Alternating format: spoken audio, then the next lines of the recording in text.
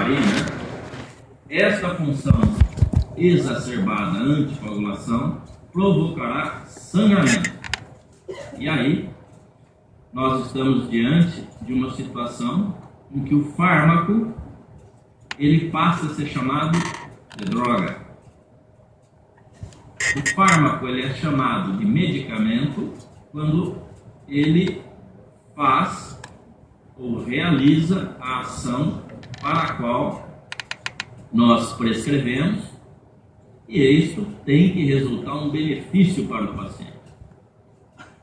Portanto, medicamento é um fármaco que dá um resultado positivo diante daquilo que nós estamos esperando. A farmacologia é o estudo da ação desses fármacos. Ela se subdivide em duas subdivisões. A farmacocinética, que é a ciência, não sei se eu posso chamar ciência, um conjunto de conhecimentos feito para que possamos entender como esse medicamento, à medida que eu ingiro, ele chega na via efetora. Farmacocinética. Via oral, digestivo, primeira passagem pelo fígado, cai nos sinusoides hepáticos, cai no sangue e vai procurar o agente efetor, ou receptor, ou uma enzima que ele precisa inibir. O modo que ele faz isso, eu chamo de farmacodinâmica.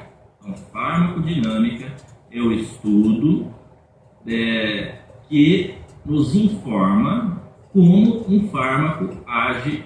Exemplo, eu sei que a fluoxetina age inibindo a recaptação da serotonina.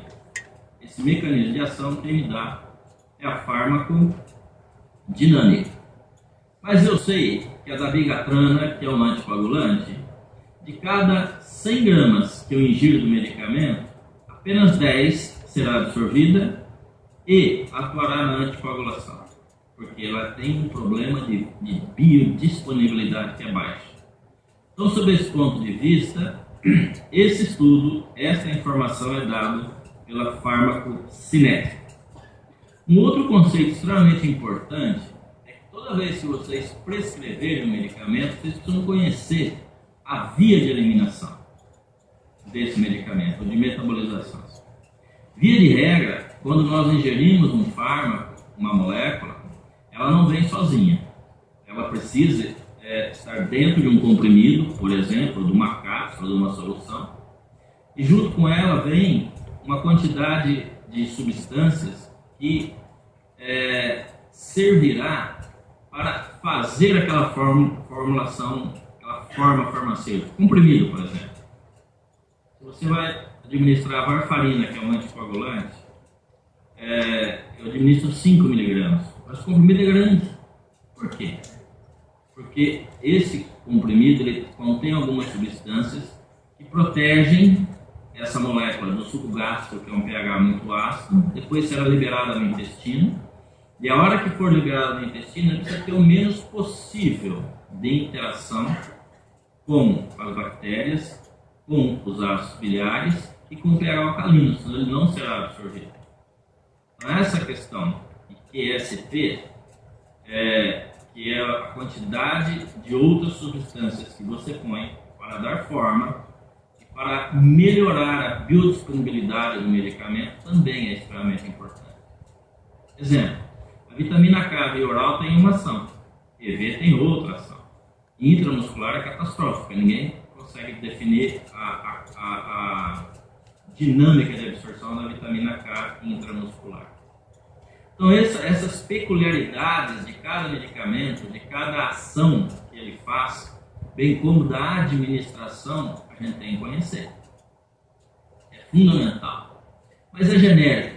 Olha, estou falando do genérico medicamento não. Mas é um conhecimento genérico, não é conhecimento genérico. Quando vocês passarem visita de manhã, vocês precisam, além de verificar os sinais vitais, checar o soro, se há incompatibilidade entre aqueles dois medicamentos. Tem medicamento que você não pode usar com o outro. Por exemplo, se você tem gluconato de cálcio na presença de tetraciclina, tudo bem que a gente não usa mais para esse tipo. Existe uma série de incompatibilidade química, incompatibilidade farmacêutica. Tem que olhar. Tem medicamento, por exemplo, se prescreve soro-glicosato 5% com KCl 40 ml, 40 ml a 20%. Não é possível que esse tipo de formulação da flebite, se for central, você pode ter hiperpotassemia. Esses detalhes são todos extremamente importantes. A outra situação é a interação medicamentosa. Particularmente agora que a população está envelhecendo, tem um site, chama-se Medscape.interação. É só colocar no Google. Eu sou cardiologista, eu trabalho com pacientes idosos e que tem vários medicamentos, vários fármacos administrados ao mesmo tempo. Então você precisa começar a lançar esses medicamentos, por exemplo, bisoprolol combina com captopril? Não precisa saber isso de cabeça. Você tem que ter o site, tem que confirmar. Porque existem medicamentos que aumentam a concentração do outro. Vamos dar um exemplo? Varfarina. A varfarina é um anticoagulante. Por que eu estou citando tanto varfarina? Porque a varfarina é um medicamento que você tem que tomar muito cuidado para usar. Porque a dose terapêutica é muito próxima da dose letal, que é a DL50. A varfarina com ácido acetilsalicílico aumenta demais a chance de sangramento.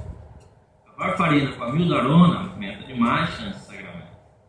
Enfim, toda vez que você tem uma lista de medicamentos que ocupam a mesma via de metabolização, por exemplo, citocromo P450, tem um medicamento chamado clopidogrel, que ele precisa de alguns sistemas enzimáticos no fígado para que ele se torne uma prodroga. Aliás, ele é uma prodroga, para que ele se torne uma droga. No entanto, esses sistemas enzimáticos são inibidos pelo omeprazol e pela atorvastatina. Então você não deve fazer essa associação. Isso tudo você vai encontrar nesse site. Entendeu? Então a mensagem é: vocês precisam estudar fisiologia e farmacologia para o resto da vida. Em visitas, checarem os medicamentos, os fármacos que estão sendo administrados e verificar se há interação medicamentosa entre eles. A maioria dos programas mais modernos já faz isso. Quando você entra no sistema para prescrever, ele te alerta. Digoxina, por exemplo, em insuficiência renal, não dá para usar, porque a eliminação da droga é renal. É muito importante sabermos as vias de administração e as vias de eliminação de cada droga. Agora, olha só como ficou muito mais fácil nós entendermos farmacologia dos agentes anti-hipertensivos. Ora, se o conceito de fármaco é uma molécula que acelera, aumenta, diminui, mas não cria uma função nova, ele mimetiza, quando muito, uma função já fisiológica, o que vocês precisam saber é a fisiologia da pressão arterial. Uma vez que vocês saibam a fisiologia da pressão arterial, fica muito mais fácil entendermos as ações, as vantagens e as desvantagens de cada grupo farmacológico. Então vamos lá? O que vocês entendem por pressão arterial? Não estou falando de hipertensão, estou falando de pressão arterial.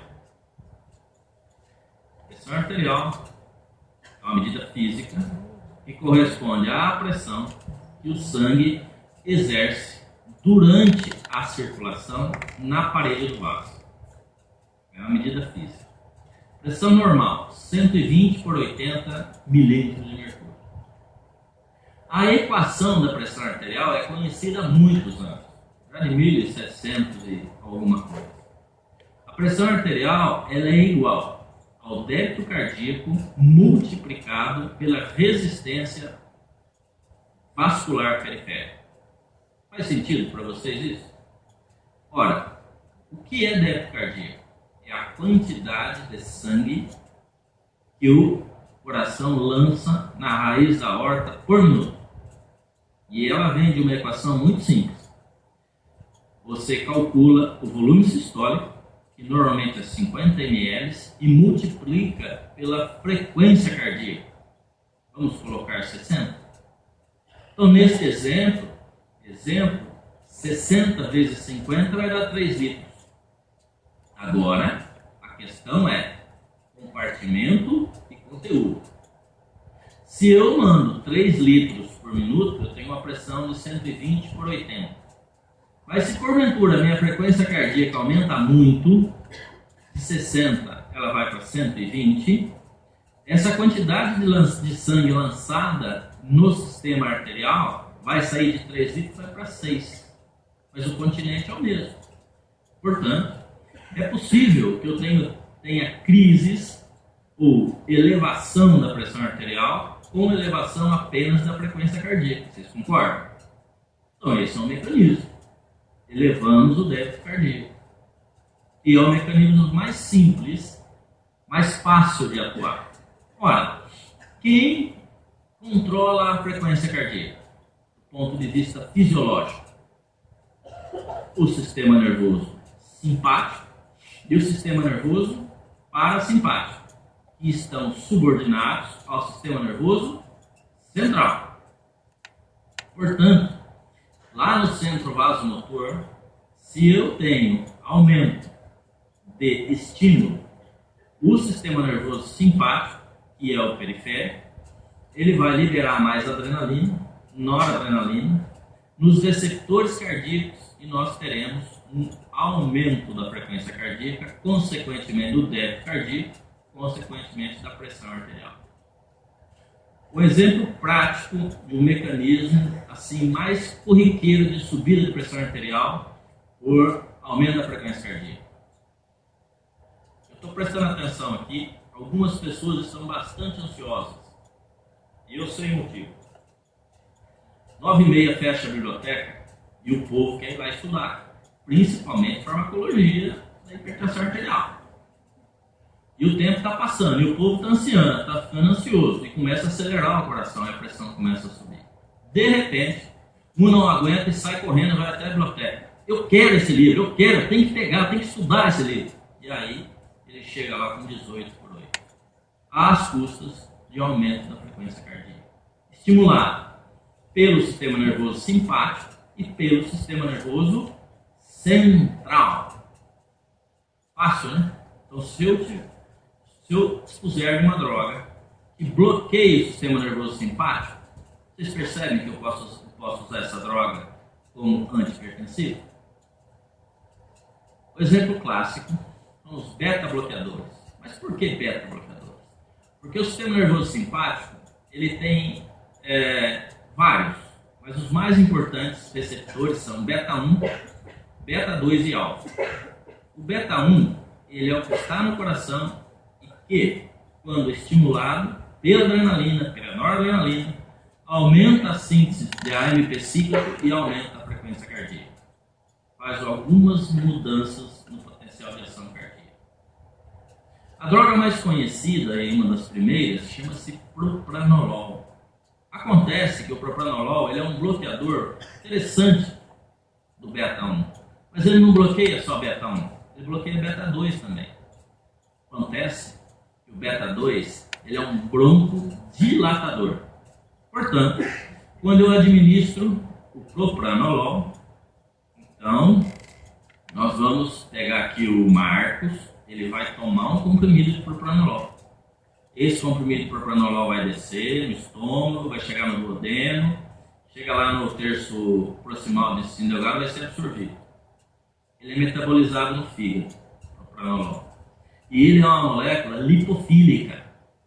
Ora, se ele é lipofílico, ele não vai só no beta-1, ele vai ser distribuído pelo corpo inteiro. Então, desses 40 miligramas que eu passo, já vão sobrar aí uns 20, 25, que parte vai ser metabolizada no fígado. A outra parte, como ele é lipofílico, vai para o sistema nervoso central. A molécula é lipofílica. E a outra parte vai para onde a gente está pedindo que vá. Beta 1 vai ficar bradicárdio e beta 2, se for asmático, nós vamos desenvolver um quadro de asma. Portanto, através do conhecimento da molécula de propranolol, nós já citamos alguns dos seus efeitos colaterais. Quando ele passa a barreira hemolicórica, ele dá alteração de sono, pode ser aumento ou diminuição, pesadelos e dose alta até quadro depressivo. Mas tem algumas vantagens, ele diminui aquele tremor periférico, por agir no sistema nervoso central. Ora, mas então não seria interessante que nós tivéssemos um fármaco que fosse hidrofílico, tivesse menos ação de primeira passagem no fígado e que fosse mais beta específico? O nosso objetivo aqui é promover um medicamento para aquele aluno desesperado que foi lá pegar o livro de farmacologia, cuja frequência cardíaca chegou a 140. Mas nós não queremos que ele chegue lá com dispneia, nem que à noite ele não durma. Sim, existe. Os beta-bloqueadores mais modernos, eles são beta-1 específicos, até determinada dose. E eles são, ou podem ser, hidrofílicos. Eles não passam a barreira hemolicórica. Então, trazem menos efeitos colaterais. Um exemplo, metoprolol. Um exemplo, atenolol. Atenolol é hidrofílico, tem eliminação via renal, pouca ação de degradação no fígado e cumpre todos esses requisitos. Outro medicamento, metoprolol. Só que o metoprolol passa a barreira hemolicórica. Ele também é hidrofílico. Mas o metoprolol tem uma vantagem sobre o atenolol. Ele tem um tempo de meia-vida maior. O paciente fica coberto mais tempo com aquele fármaco que eu escolhi, o metoprolol. E além disso, o metoprolol ele pode vir junto com um sal chamado succinato, que aumenta a sua disponibilidade ou biodisponibilidade. Então eu acredito que, em relação aos beta-bloqueadores, esses três são os mais importantes. O propranolol, mais antigo, passa a barreira hemolicórica, efeitos colaterais do sistema nervoso central. Atenolol, ótimo medicamento, nós temos um tempo de meia-vida curto, é um beta-1 específico e tem eliminação renal. Isso em algumas situações pode ser vantajoso, mas se o paciente tiver uma insuficiência renal, por exemplo, é uma grande desvantagem.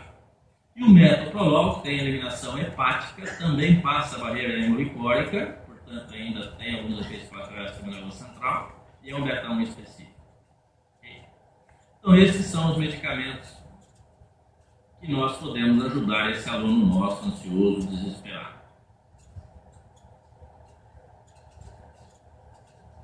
Agora, gente, nós vamos...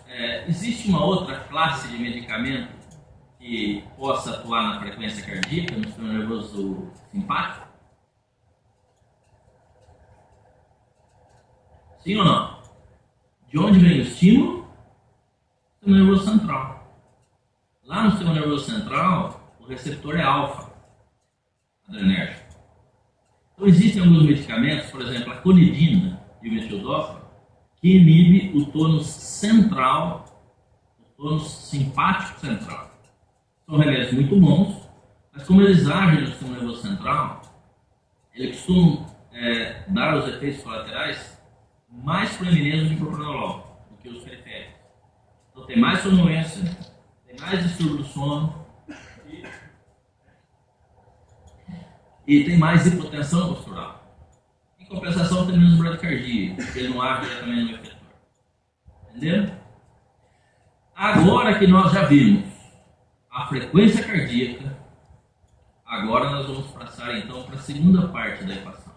Qual é a segunda parte da equação? Débito cardíaco é igual frequência cardíaca vezes volume sistólico. Para a diminuição do volume sistólico, não tem um medicamento de ordem prática. Portanto, quando nós relembramos a equação da pressão arterial, lembra o primeiro Parâmetro débito cardíaco.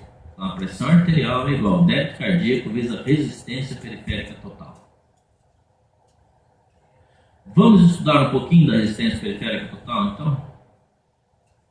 O que significa resistência periférica total para vocês? É a dificuldade ou a resistência que o sangue tem para andar dentro da artéria. Vocês percebem então que à medida que eu aperto o continente, eu diminuo o tamanho do vaso, eu aumento demais a pressão, tá vendo? E essa resistência, ela é elevada à quarta potência do raio. Então, se eu tenho um raio, cada vez que eu diminuo o raio um pouquinho, eu aumento a quarta potência a resistência.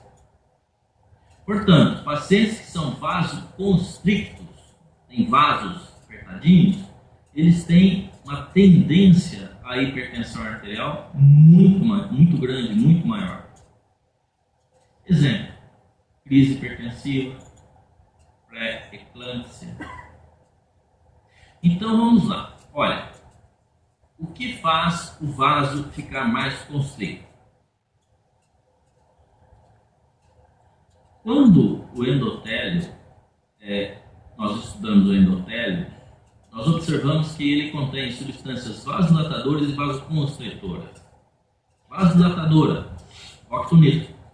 De lado, cai a resistência periférica, cai a pressão arterial. Vasoconstritoras, angiotensina 2, endothelina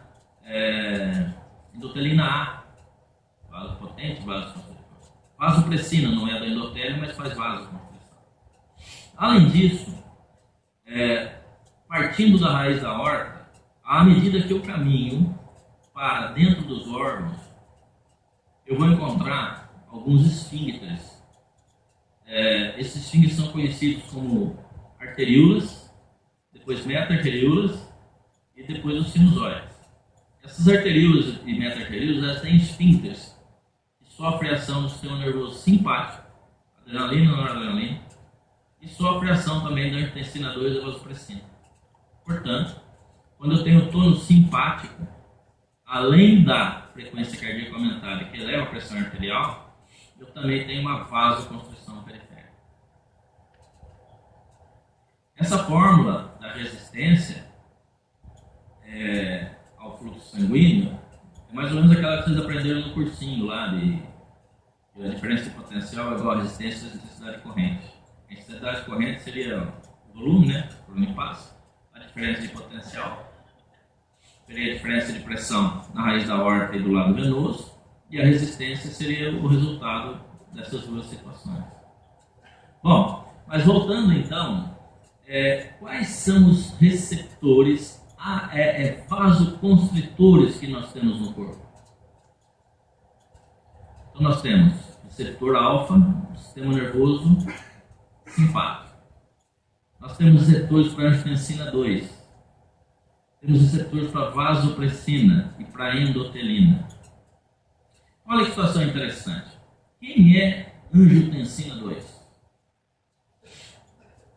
Angiotensina 2 é uma macromolécula, um oligopeptídeo, que ele nasce assim, olha. O fígado produz angiotensinogênio. Esse angiotensinogênio ele fica circulando, é uma molécula muito grande. Aí, o fígado, em algumas circunstâncias, por exemplo, queda de pressão arterial, ou mesmo em condições fisiológicas, ele tem um aparelho chamado aparelho justaglomerular. Esse aparelho justaglomerular ele produz uma enzima chamada renina. A renina ela degrada o angiotensinogênio produzido no fígado e degrada em angiotensina 1. Essa angiotensina 1 ela é inerte, não tem receptor para ela.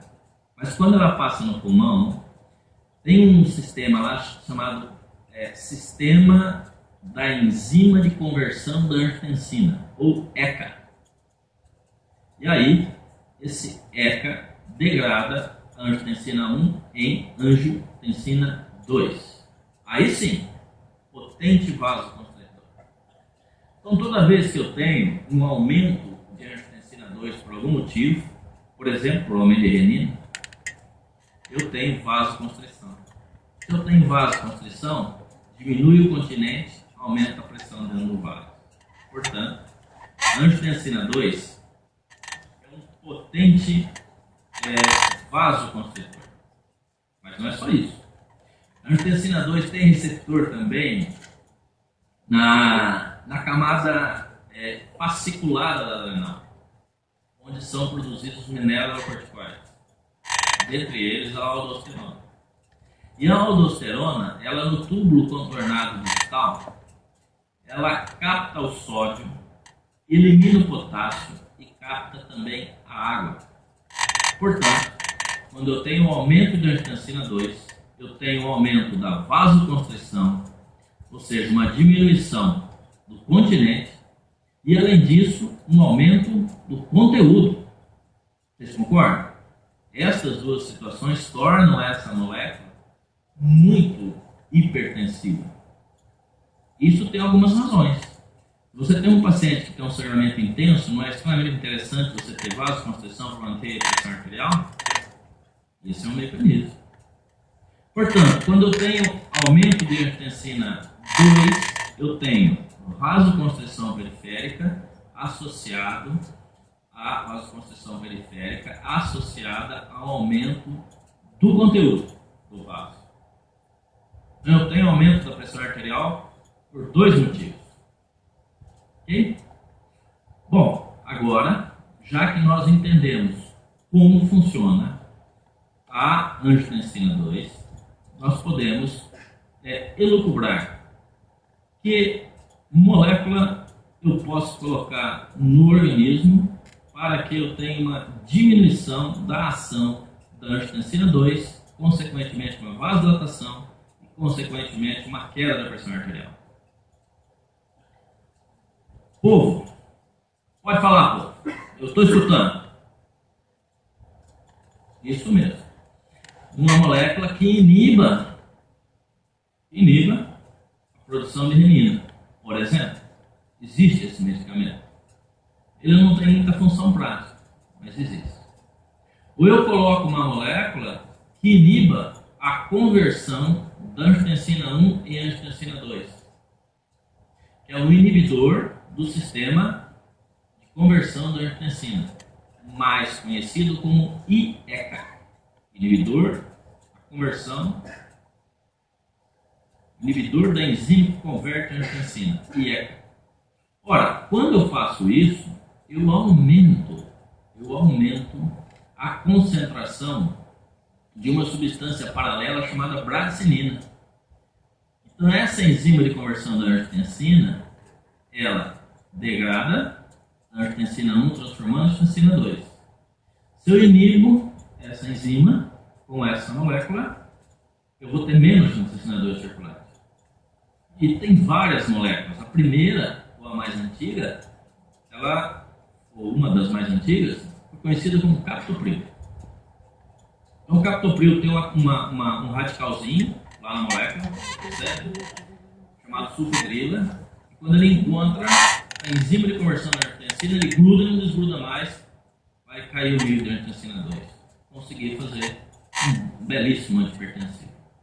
O problema é que o captopril tem um tempo de meia-vida curto, além de ter muita interação medicamentosa. Então, a indústria farmacêutica sintetizou alguns medicamentos, por exemplo, maleato nalapril, fosinopril e outros, lisinopril, que fazem a mesma função do captopril com uma farmacocinética melhor, a mesma farmacodinâmica, ou seja, o mesmo mecanismo de ação, mas com vias de administração, eliminação e metabolização muito mais favoráveis ao controle da pressão arterial. Outro jeito de eu diminuir a ação da angiotensina 2. O que vocês acham? Semelhante ao beta-bloqueador. Nós usamos para bloquear a ação da adrenalina e da noradrenalina, o metoprolol. Porque ele tem uma ação beta-1, ele vai lá no receptor, encaixa no receptor, e aí quando chega a adrenalina e a noradrenalina, não consegue agir. Da mesma maneira, eu posso fazer uma molécula que ocupe o receptor da angiotensina 2, e com isso a angiotensina 2 circulante não tem como se juntar ao seu receptor, portanto ele não é efetor, ele não consegue fazer vasoconstrição, que é o nosso problema. Esse tem vários medicamentos nessa linha. A losartana é um deles, valsartana, irbesartana. Então eu consigo bloquear o sistema renina-angiotensina, ou eu bloqueio o sistema, a enzima em si, ou eu bloqueio a molécula vasoconstritora que é produzida pela ação. Vocês percebem? De novo, o conceito de fármaco, ele se encaixa muito bem aqui. Fármaco é uma molécula que ela não cria uma função fisiológica nova, ela altera uma existente. Ok? Olha que situação interessante. Quando nós ingerimos água no dia a dia, o fluxo plasmático renal permite uma filtragem de 180 litros aproximadamente, e nós urinamos em torno de 2 litros. Isso significa que lá no gromero, a cápsula de Bowman, nós teremos 95% ou mais daquele soluto, um solvente que cai na cápsula de Bowman, reabsorvida no túbulo contornado proximal. Depois, esse líquido desce pela alça descendente de Henle, sobe pela alça ascendente de Henle, e na alça ascendente de Henle nós vamos encontrar uma bomba de cloreto que puxa o cloreto para dentro da medula, puxa, e aí cria um gradiente negativo. E junto com esse cloreto vem o sódio, e junto com o sódio vem a água. Já no túbulo contornado distal, eu tenho de novo a absorção de sódio com eliminação de potássio. E depois, já nos tubos coletores, nós teremos então a absorção da água através da ação do hormônio antidiurético. Então, desta maneira, nós filtramos 180 e eliminamos 2. Ok? Olha que situação interessante. Quando eu expliquei para vocês que a questão da resistência periférica total tem tudo a ver com o continente e conteúdo, se eu diminuir o conteúdo, eu diminuo a pressão arterial? Com certeza eu diminuo. Ora, os mecanismos que diminuem o continente, que eu me fixei mais na angiotensina 2, que é o sistema da renina-angiotensina, vocês lembram que a angiotensina 2, a adrenalina e a noradrenalina atuam na camada fascicular da adrenal, liberando mineralocorticoides, dentre eles a aldosterona, e com isso esse paciente acaba se tornando hipertenso também por aumento do conteúdo. Pois bem, tem uma classe de medicamento que chama-se diurético. Esta classe de medicamento, ela diminui o volume circulante efetivo. Tem outras propriedades, como diminuir também um edema, bem entre aspas, do endotélio, aumentando também o vaso. E esses diuréticos, eles têm algumas possibilidades de ação. Concordam do ponto de vista fisiológico? Túbulo contornado proximal, alça ascendente de Henle e túbulo contornado distal. Se porventura você introduzir uma molécula que iniba a reabsorção de soluto e solvente nesses 3 compartimentos, eu vou ter aumento de diurese e vou ter queda de pressão arterial, concorda? Então vamos examinar o túbulo contornado proximal, por exemplo. No túbulo contornado proximal, praticamente todo o bicarbonato é reabsorvido. Para isso, lá existe uma enzima chamada anidrase carbônica. Essa anidrase carbônica, ela faz justamente isso. Ela faz a reabsorção do bicarbonato, de todo ele. Se você inibe a anidrase carbônica, você deixa soluto dentro do néfron, dentro do tubo, que é o bicarbonato, e você aumenta a diurese. Infelizmente, esse mecanismo de ação ele não é muito efetivo para controle da pressão arterial, porque é um diurético fraco. O outro grupo de diurético é aquele diurético que inibe a bomba de cloreto na alça ascendente de Henle. Ora, se o cloreto não vai para o interstício, o sódio também não vai. Então aumenta a diurese, cai o conteúdo. Esse medicamento, por exemplo, mais clássico é a furosemida e o ácido etacrínico. Só que a gente não usa mais esse ácido, a gente acaba usando furosemida.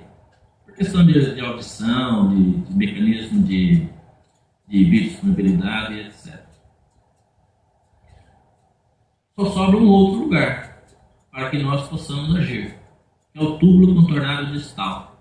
E aí, existe uma classe ampla, muito útil, são os tiazídicos, cujo melhor elemento, melhor exemplo é a clorothalidona,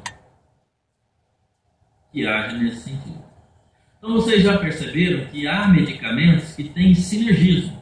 Por exemplo, o inibidor da ECA, quando ele é colocado ou adicionado ao diurético, eles têm ação que potencializam o seu efeito. Porque além de ter uma vasoconstrição, ele diminui também, o aumento do continente diminui o conteúdo. Perceberam? Por último, nós temos na camada uma artéria. Se nós cortarmos uma artéria, nós vamos enxergar de fora para dentro a adventícia, a camada elástica externa, a camada muscular, a camada elástica interna e o endotélio. Estas duas camadas, particularmente a camada elástica externa, elas recebem, elas têm receptores alfa, portanto ela pode fazer vasoconstrição na vigência da adrenalina e da noradrenalina aumentadas, particularmente de adrenalina, e ela pode também fazer vasoconstrição tipo angiotensina 2, como acabamos de descrever. Mas ela tem um mecanismo de vasoconstrição dependente de cálcio. Então, a molécula final, ou quando a adrenalina ela junta no seu efetor, vai aumentar a produção do AMP cíclico e no final das contas aumenta o influxo de cálcio para dentro desses vasos ou dessas células musculares, e eu tenho vasoconstrição. Então existe um grupo de medicamentos chamados bloqueadores do canal de cálcio. Também são bastante úteis. Desta maneira, eu sabendo desse dado ou dessa ação fisiológica do cálcio, foi sintetizada uma molécula, dentre elas, a que a gente mais usa hoje chama-se amlodipina. Uma molécula que inibe ou bloqueia a ação do cálcio no ponto de vista vascular, produzindo vasodilatação. Então, com isso, nós fechamos a farmacologia do sistema antihipertensivo. A seguinte mensagem: fármaco não cria função, altera as já existentes. Para você entender farmacologia, você precisa saber bastante fisiologia. Uma vez que você saiba bastante fisiologia, você começa a imaginar os locais nos quais, se eu introduzo uma molécula nova, eu posso direcionar aquela ação fisiológica ao meu favor. Beta-bloqueador é o exemplo mais claro que eu dei daquele aluno desesperado que estava ansioso para estudar farmacologia. E o inibidor da ECA é a classe mais importante que nós temos hoje, que diminui assim a angiotensina 2, seguido daqueles que inibem a ação direta da angiotensina, mas aí a inibição é por competição no receptor. Depois, os diuréticos têm uma importância extremamente grande, porque são moléculas que estão relacionadas não à diminuição apenas da pressão arterial, mas estão relacionadas também à diminuição de mortalidade. Faz sentido isso para vocês? Tem diferença em controlar a pressão e diferença de mortalidade? Não? Ora, qual é a função do médico? Bom, tem várias, né? Mas uma delas é aumentar a sobrevida. Okay? Nem todos os medicamentos que eu administro, essas moléculas do bem, é possível que eu espere um tempo grande para a gente saber se ela é efetiva, tá? Então a gente usa alguns desfechos intermediários que a gente chama. A pressão arterial é um deles. Eu imagino que se eu diminuir a pressão arterial, eu diminuo a mortalidade. Concorda? E de fato isso é verdade. Isso não vale para todos. Mas o desfecho final que nos interessa é a diminuição de mortalidade, AVC e infarto. E sob esse aspecto, desses medicamentos que nós citamos, os mais importantes são os inibidores de enzima de conversão e os diuréticos, embora todos diminuam a pressão arterial. Ok? Muito obrigado pela atenção. Se vocês tiverem alguma pergunta, estou disposto a responder.